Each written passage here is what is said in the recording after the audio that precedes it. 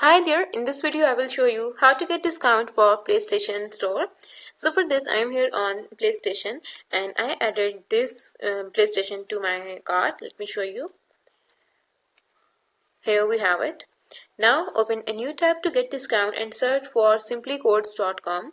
So there the today's deal is Black Friday sale, which is up to 10% off. So here you need to click on get deal and you will be directed to your PlayStation again.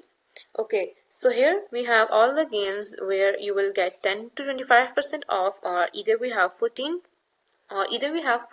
off and up to 75% off. So in this way you can find discounts. Oh, here we have 90% discount. So as you can see in this way we can find discounts.